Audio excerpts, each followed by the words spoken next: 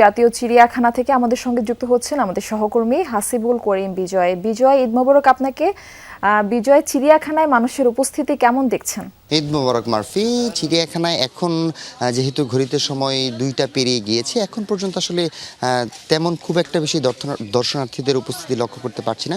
তবে এবারের চিড়িয়াখানার সব থেকে বড় আকর্ষণ যেটা বলতে চাই, সেটি হচ্ছে যে এবারের যে ভাইরাল একটি মহিষ রয়েছে, ডোনাল্ড ট্রাম্প যেটি নাম দেওয়া হয়েছে, সেটি কিন্তু চিড়িয়াখানায় নিয়ে আসা হয়েছে প্রদর্শনের জন্য। আপনি হয়তো একটু আমার ক্যামেরায় দেখানোর চেষ্টা করব। চিড়িয়াখানায় কিন্তু এই ডোনাল্ড ট্রাম্পকে আনা হয়েছে এবং চিড়িয়াখানার মধ্যে যে সকল মানুষজন আসলে এই আজকে ঈদের দিনে ঘুরতে এসেছেন, তারা অন্যান্য পশু পাখি বা দেখার পাশাপাশি কিন্তু এই মহিষটিকেও দেখতে আসছেন এবং তারা খুব উৎসাহ নিয়ে আসলে এই ডোনাল্ড ট্রাম্পটি দেখতে আসছেন।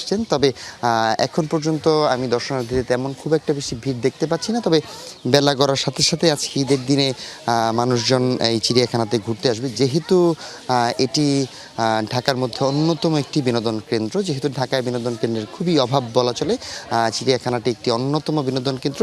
সেই জন্য আসলে আমরা প্রত্যেক বছরই চিড়িয়াখানায় প্রচুর মানুষজন দর্শনার্থী, ঈদের যে ছুটি সেটি যারা ঢাকাবাসী রয়েছে, তারা এই ঈদের ছুটিটি এই চিড়িয়াখানায় এসে অনেকেই কাটায়, ঘুরতে আসে, দেখতে আসে। বিভিন্ন ধরনের প্রাণী, শিশুদেরকে আসলে মূলত এই চিড়িয়াখানায় নিয়ে আসা হয় বিভিন্ন প্রাণীর সাথে পরিচয় করে দিতে এবং বিরল কিছু প্রাণীর সাথে আসলে তারা দেখতে নিজ চোখে তারা আসলে চিড়িয়াখানায় আসেন। মারফি।